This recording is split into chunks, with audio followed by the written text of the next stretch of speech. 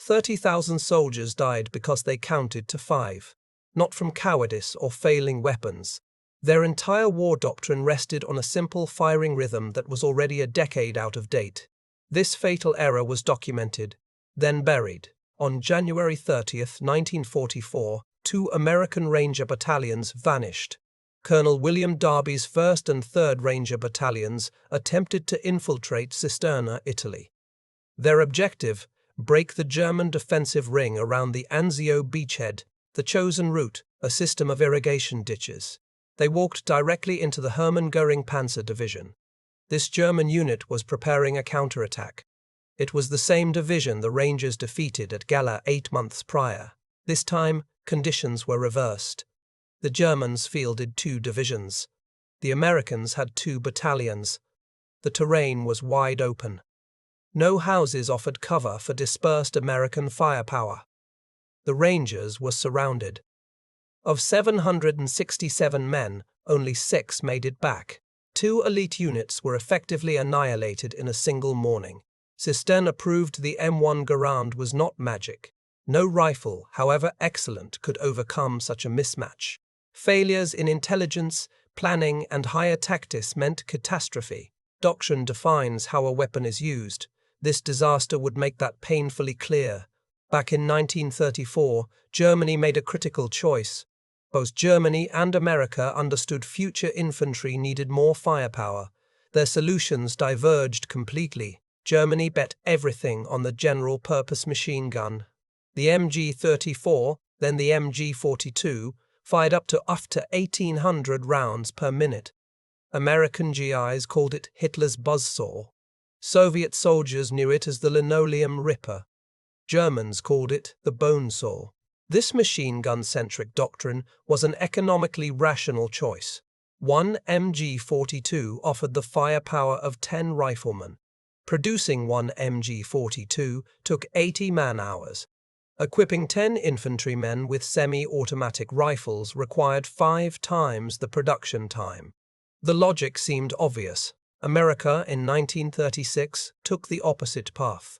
They issued every infantryman a semi-automatic rifle. The M1 Garand became the first self-loading standard service weapon of any major army on Earth.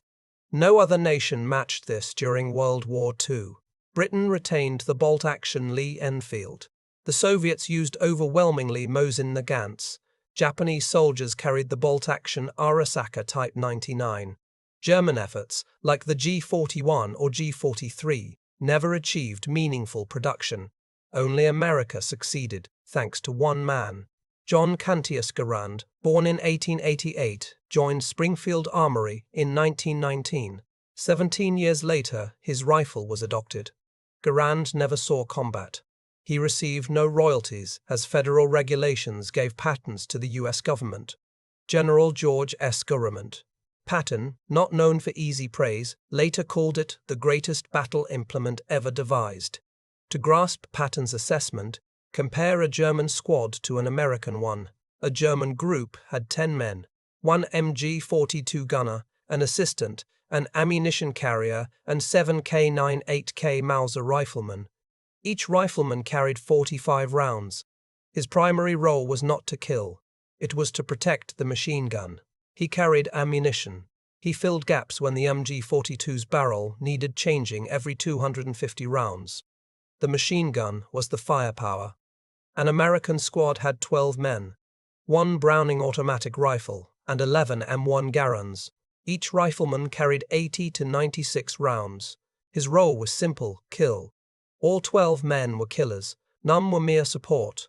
On paper, the MG-42 still outfired any American squad. A single MG-42 fired 1,500 rounds per minute. An American squad fired perhaps 300 rounds per minute, yet the Germans lost. What looked decisive on paper rarely killed men in the field. The answer lay in vulnerability to disruption. An MG-42 is a single point, a target. It can be shot, suppressed, silenced, destroyed. When it stops firing, even for 10 seconds to change a barrel, the entire German group's firepower collapses. The 7 K9 8K riflemen produced only 50 to 70 rounds per minute combined. They were support. They were not primary. The American squad, by contrast, distributed its firepower. It had 11 independent points. Each M1 Garand functioned as a small, private machine gun. Shoot one rifleman, and 10 others continued without interruption. There was no single heart to cut out. There was no central weakness to exploit.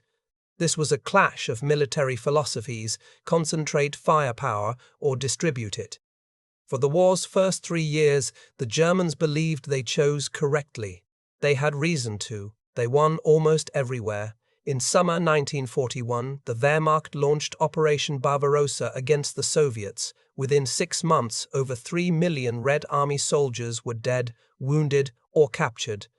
The German MG-centric doctrine performed brilliantly. The Red Army used bolt-action Mosin-Nagants. They mirrored the German K98K. Both armies relied on machine guns for volume. Riflemen acted as marksmen and support. When doctrines mirror, the side with the superior machine gun wins. The MG-42 fired twice as fast as the standard Soviet machine gun. The Germans advanced 1,500 kilometers. Every German infantryman was retrained by blood, his own, his comrades, and the 3 million Soviet soldiers his army killed. The lesson learned was simple: the machine gun is the fight's heart. Our doctrine is correct. This was combat experience, confirmed under extreme conditions. Reset, beat, arrest, rest. Beat, adopt frame. This success was not a testament to German genius. It was a ticking time bomb. The Germans were not stupid. They were not weak. They were correct on the Eastern Front. Their mistake wasn't ignorance. It was far more subtle, far more dangerous. They trusted the experience that had kept them alive. A Wehrmacht soldier in 1943, having survived 2 Russian winters, had no rational reason to question his doctrine. That doctrine had saved his life. It had killed his enemies. That doctrine worked until it didn't. The first crack appeared on August 19, 1942. This was at Dieppe, a small French coastal town. It was the first major Allied raid on continental Europe after Dunkirk. 5,000 troops, mostly Canadian infantry and British commandos, landed on heavily fortified German coastline. Among them were 50 American Rangers under Captain Roy Murray. They belonged to the 1st Ranger Battalion, a pioneering American unit formed just a month earlier. These were the first Americans to carry the M1 Garand into European combat. The raid was a catastrophe. 3,400 of the 5,000 Allied troops became casualties. It was one of the bloodiest single-day Allied failures of the war. Amid this disaster, one moment stood out. Corporal Franklin Coons, a young American Ranger from Iowa, climbed into a stable loft. He aimed his M1. He squeezed the trigger. He killed a German artilleryman. Franklin Coons became the first American soldier to kill a German on the ground in the European theater. He later received the British Military Medal for his marksmanship. What mattered more was the reaction of the British commandos. Major Mills Roberts of No. 4 Commando was impressed by the marksmanship of the Americans and very fond of their rifle.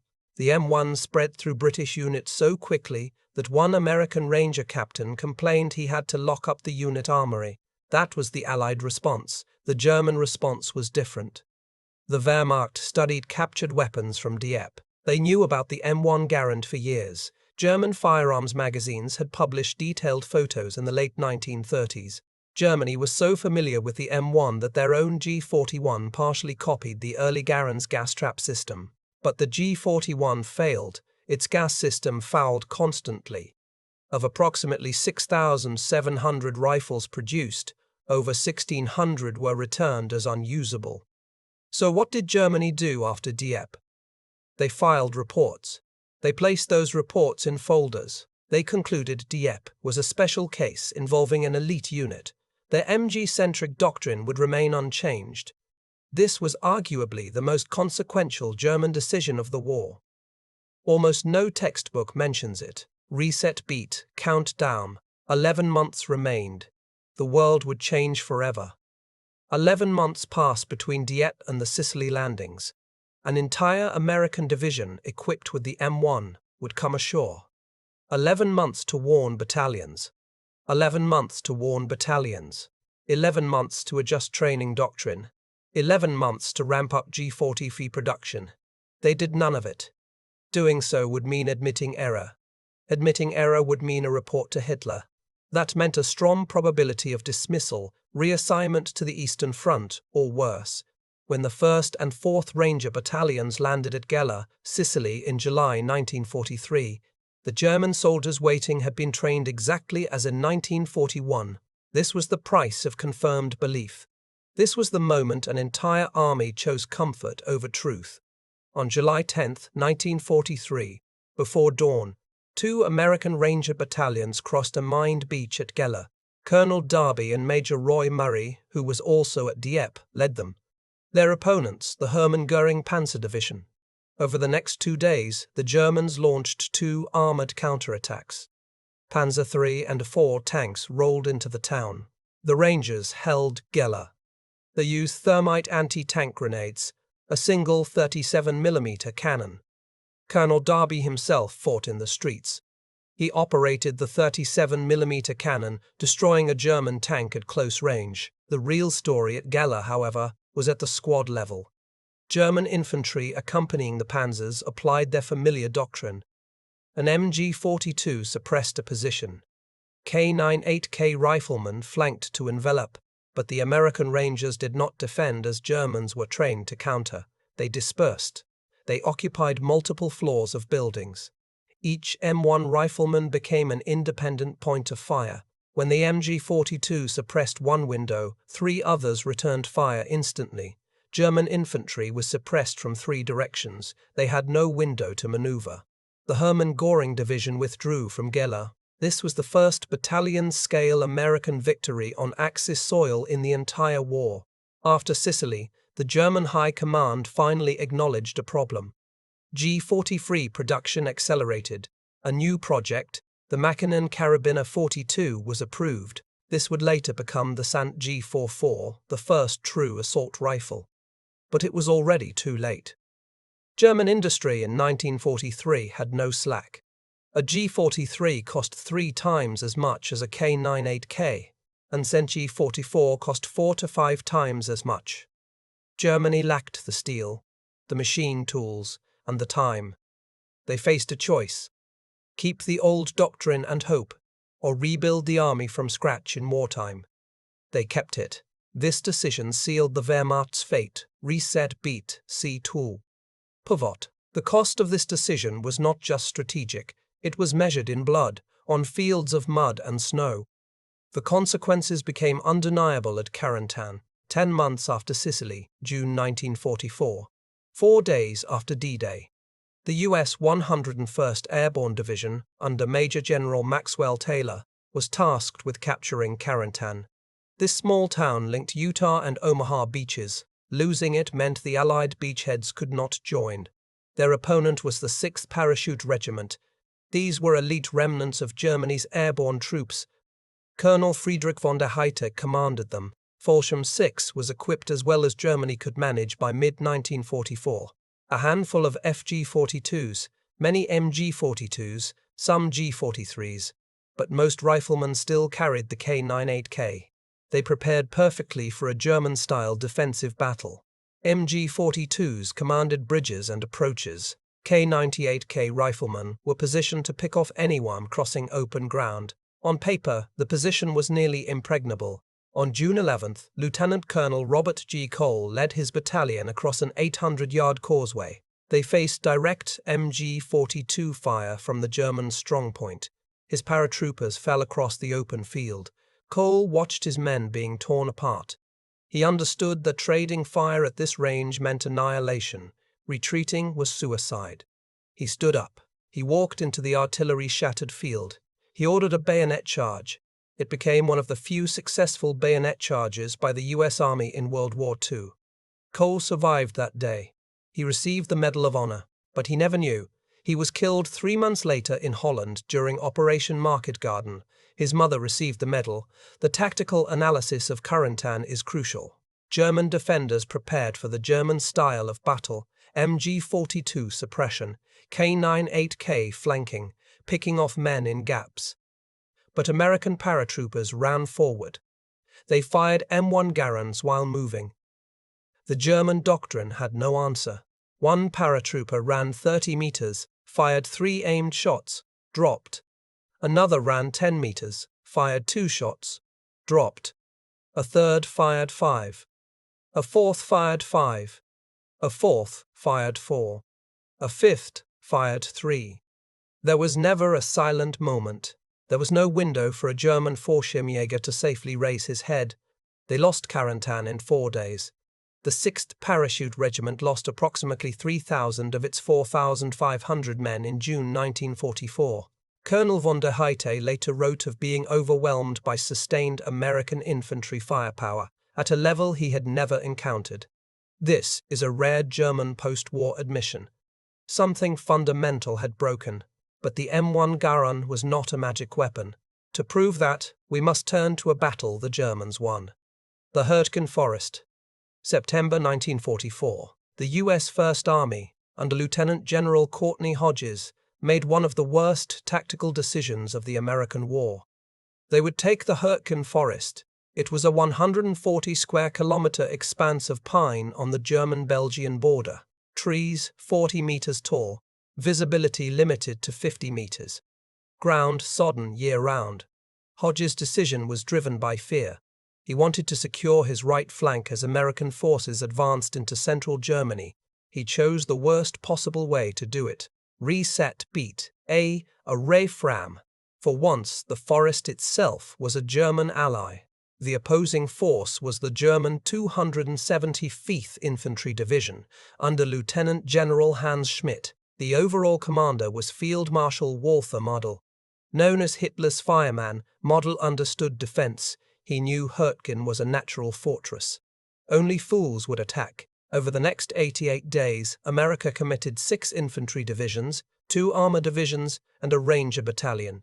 America suffered 33,000 casualties. The Germans suffered losses too, but held their ground. This was the longest single battle the U.S. Army fought on German soil in World War II. America lost tactically, operationally, by every measure that matters. Why? First, the dense forest neutralized the M1 Garand's range advantage. Visibility was often 30 to 50 meters. The K98K's long-range accuracy no longer mattered. German positional defensive advantage did. Second, German artillery used air-burst rounds. They detonated above the treetops. Shrapnel and wooden splinters rained down on American soldiers. Ernest Hemingway, reporting for Collier's magazine, called Hurtgen Passchendaele with tree bursts. Third, the concrete bunkers of the West Wall.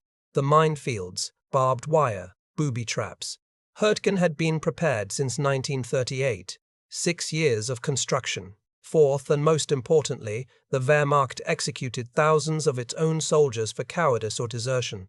The Germans at Hurtgen knew retreat meant death. Fighting offered a chance to live. They fought like men with nothing to lose.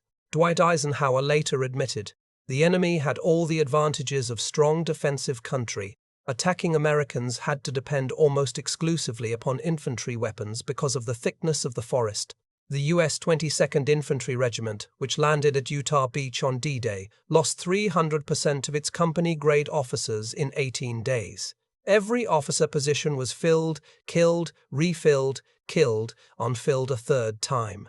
Major General James Gavin of the 82nd Airborne called Hurtgen one of the most costly, most unproductive, and most ill-advised battles that our army has ever fought. This is an uncomfortable truth. The M1 Garand was not magic. American soldiers were not Superman. The Allied system had its limits. When conditions favored German doctrine-dense forest, fixed fortifications, indirect fire, soldiers more afraid of their officers than the enemy, the Germans won. They won decisively. The rifle does not matter as much as how it is used. This is the lesson of Hurtgen. It leads directly into the next battle, where every condition reversed. On December 16, 1944, Hitler launched his final offensive in the West. The Battle of the Bulge. Over 400,000 German troops were committed, more than 1,400 tanks and armored vehicles. The objective, split Allied armies, seize Antwerp, force a negotiated peace. At the offensive center, A small town named Bastogne became the pivot. Bastogne sat at the junction of 7 roads. Whoever held Bastogne controlled regional logistics. The 101st Airborne Division, under Brigadier General Anthony McAuliffe, was rushed into Bastogne.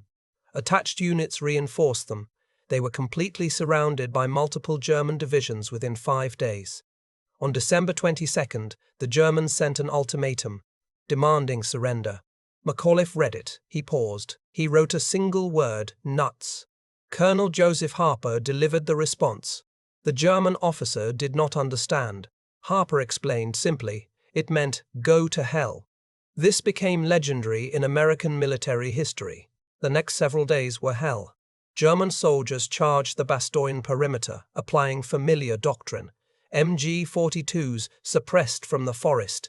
Volksgrenadier infantry, newly raised conscripts, advanced during supposed pauses between American volleys.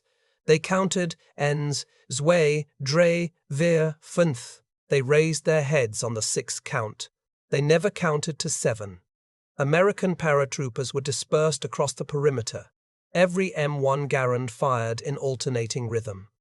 When one rifleman emptied his 8 rounds, 2 others were mid-clip. There was never a silent moment. There was no window to exploit. For 3 days, fog concealed German MG-42 positions. These were ideal conditions for German doctrine. But on December 23rd, the sky cleared.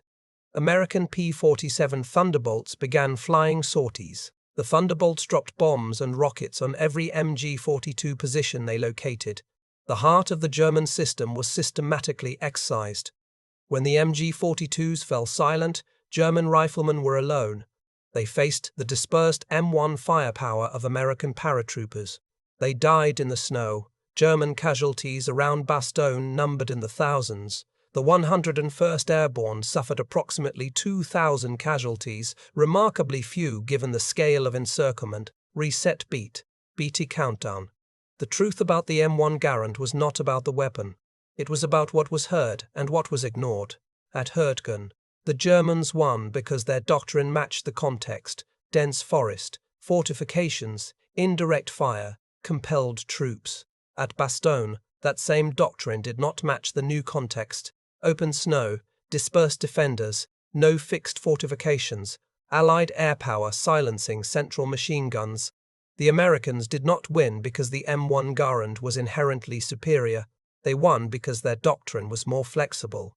Distributed firepower worked in Normandy's hedgerows, in Aachen streets, in the Ardennes snow, on Carrington's trails. Every kind of terrain, every kind of condition. The German MG-centric doctrine required specific conditions: dense terrain, fixed fortifications, prepared positions, absence of enemy air power. When those conditions were missing, the Germans had no second plan. This is the bitter lesson few textbooks dare to write plainly. The Germans did not lose because their rifles were inferior. They lost because they needed perfect conditions for their rifles to perform. The Americans needed no special conditions. Their system worked everywhere. This might seem like historians' speculations. Their system worked everywhere. This might seem like historians' speculation, unless the men who were there confirmed it. They did. In 2017, Andrew Biggio, a former Marine who served in Iraq and Afghanistan, bought an M1 Garand. Manufactured in 1945, it honored his great-uncle who died in Italy in 1944. He showed the rifle to his neighbor, a World War II veteran in his 90s. Something unexpected happened. The old man hadn't spoken about the war for 50 years. His family had never heard a single combat story. When his hands touched the M1, the silence broke. The first story came out, then another. An entire evening's worth. Biggio began bringing the rifle to other World War II veterans nationwide. Each time a veteran held it, a new memory surfaced. Over 2 years, Biggio interviewed over 200 veterans. Each signed his name on the rifle. His 2021 book, The Rifle, recounted 96 of these stories. A pattern emerged in almost every interview. Young American soldiers hadn't grasped their advantage. They thought their rifle was just a rifle. Until they met German troops trying to reload. until they watched a German officer raise his head during a lull that for them did not exist, until they realized experienced German veterans were dying.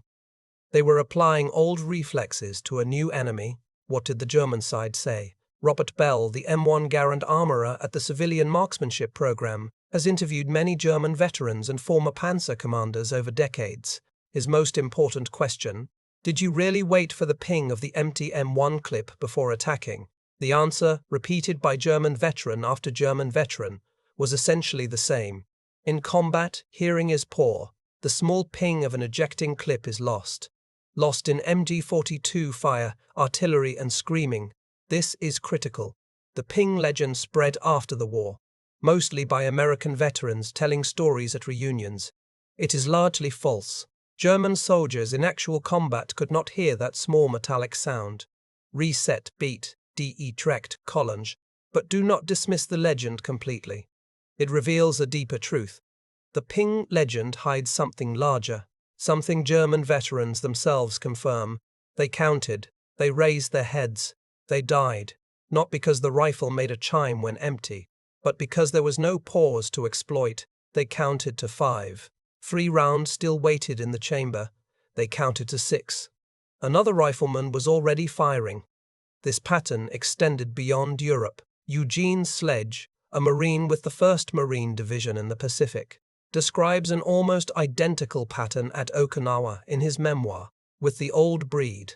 Japanese soldiers carried the Arasaka Type 99, a 5-round bolt-action rifle, nearly identical to the K98K. Sledge describes banzai charges broken by Marines firing M1 Garands. The Japanese believed there was a lull between American volleys. That lull did not exist. This was not a German-American phenomenon. It was a global pattern, one doctrine confronting many others. The Americans chose correctly. Every other major nation chose differently. Why only America? This is a question for deeper investigation. What have we learned?